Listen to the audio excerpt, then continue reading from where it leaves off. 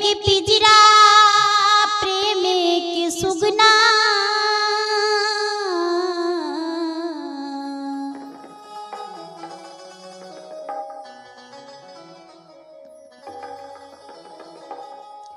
अरे प्रेम की पिंजरा प्रेम के सुगना, प्रेमी पालनहार,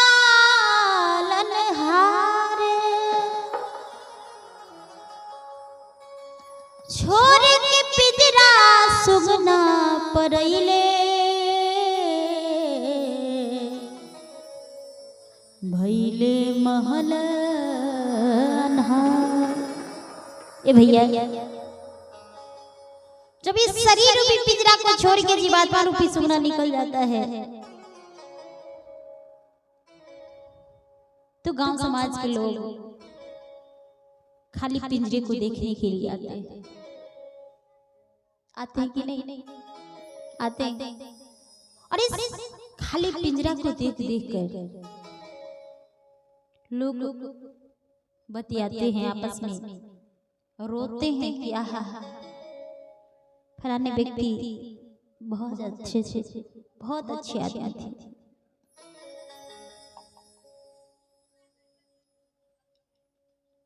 मरने वाले व्यक्ति के गुणों को याद कर करके लोग रोते हैं। कवि ने बड़े सुंदर निर्गुण के भाव लिखे हैं।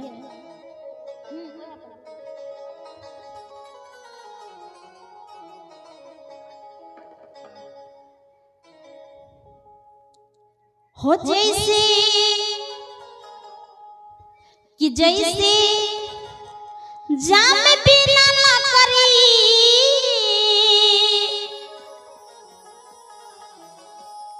जैसे जाम बिना ना करी के ढोल नहीं खे, हो परनवा बिना, हो परनवा बिना, हाँ परनवा बिना तनवा के मोल नहीं खे, हो परनवा बिना तनवा के मोल नहीं खे, हो परनवा बिना तनवा के मोल नहीं खे, हो परनवा बिना तनवा के मोल नहीं खे।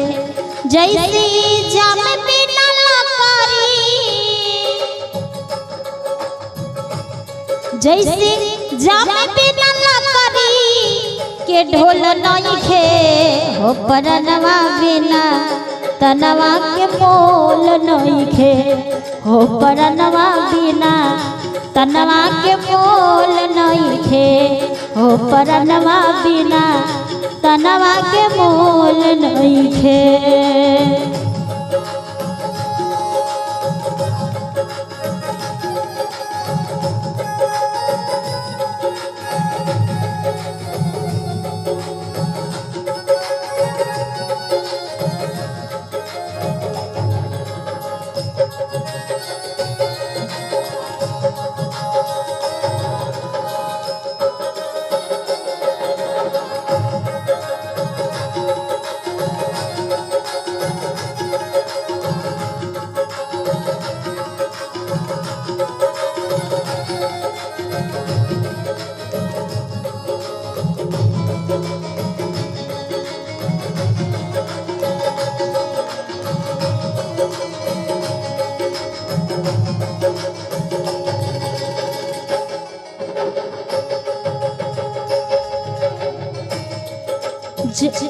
जब तक दिहिया में ससवा चलेला,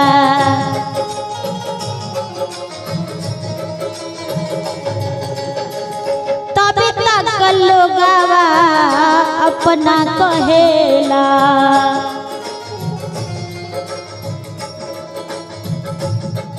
ए भैया,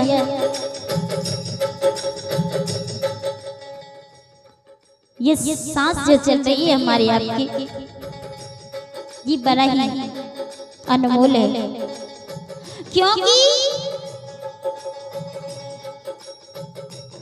ये सांस चल रही है, चलते चलते रुक जाना है,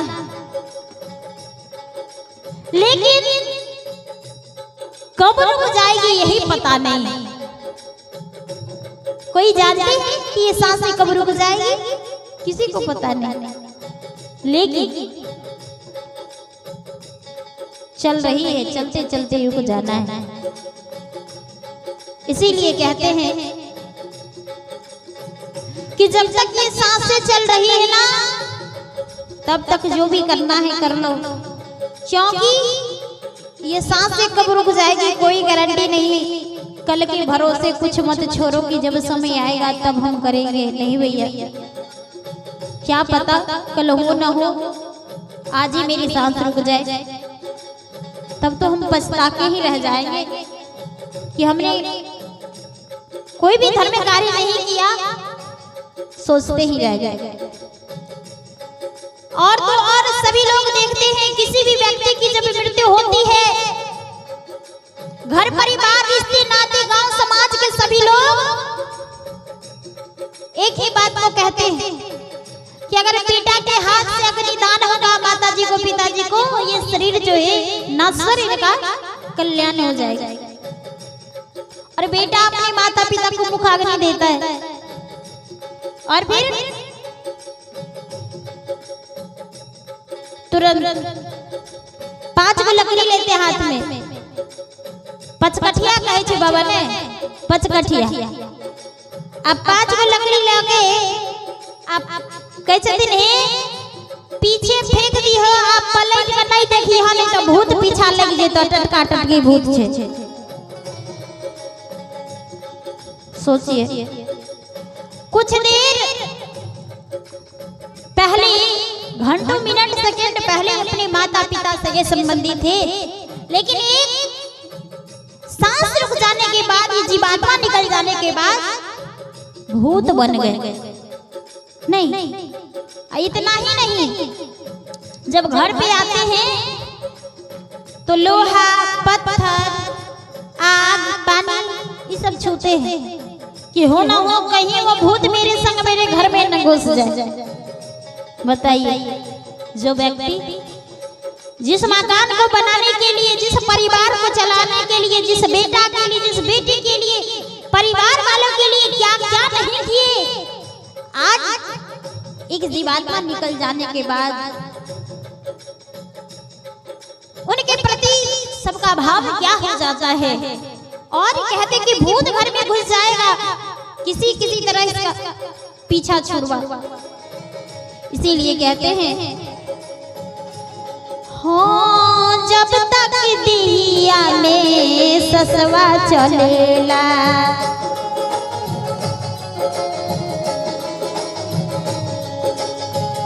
तब तक लगवा अपना कहेला।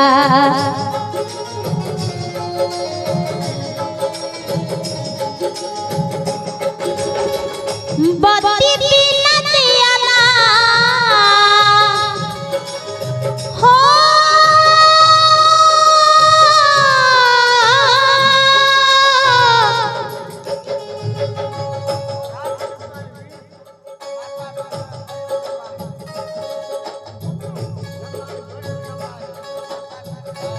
और आइए, यह है राम कृपाल यादव जी, देवनपुर निवासी, स्वर्गीय माता जी के बड़ा दामाद जी हैं, जिन्होंने 101 रुपए से प्रसिद्ध किए हैं। हमारी ओर से कोटि कोटि प्रणाम स्वीकार हो। ईश्वर हमेशा कृपा दृष्टि यूं ही बरसाते रहे। प्रेम से भगवत्सल भगवान की हो। जब तक दिया में ससवा चलेला, तब तक लगवा अपना कहेला। बत्ती बिना दियाला, बत्ती बिना दियाला के रोल नहीं के हो। बत्ती बिना दियाला, बत्ती बिना दियाला के रोल नहीं के हो। परनवा बिना तनवा के मोल नहीं खे हो। परनवा बिना तनवा के मोल नहीं खे।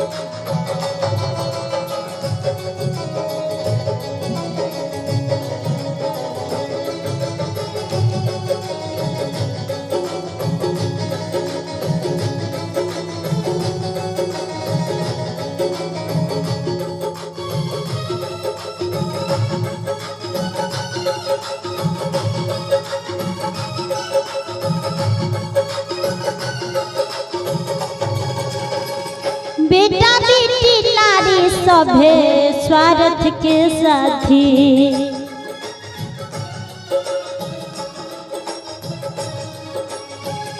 बिगड़े समैया केहू मिले न संघाती।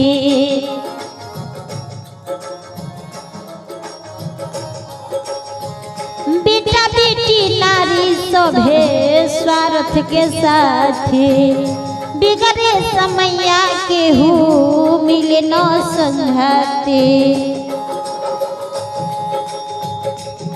जैसे शेर बिन तराजू के,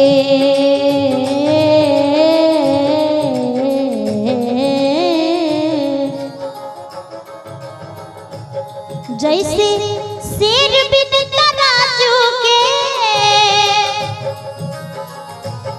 जैसे शेर बिन तराजू के तोल नहीं खे हो, तोल नहीं खे हो। परनमा बिना तनमा के मोल नहीं खे हो, परनमा बिना तनमा के मोल नहीं खे हो, परनमा बिना तनमा के मोल नहीं खे।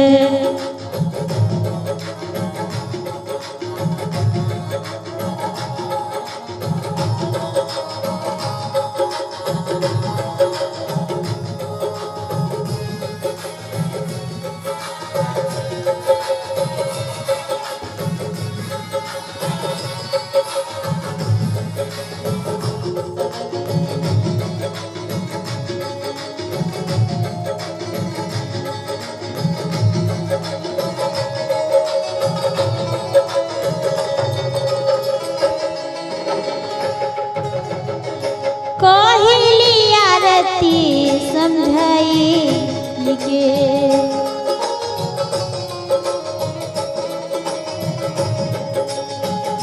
केहू के हित नाता कल जाता भाई।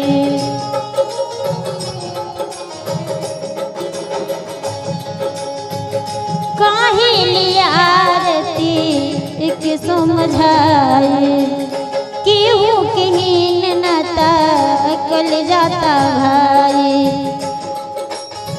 हर रंग बिना चुनरी हो,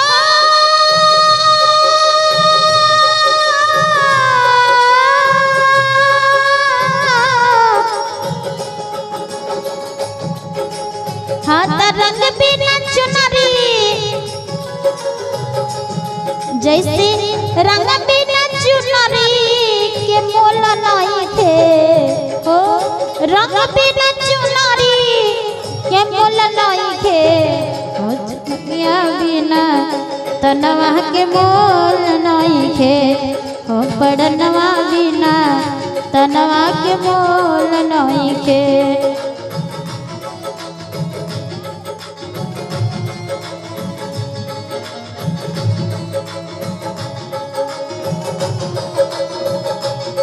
जैसे जाम बिना लकड़ी हो,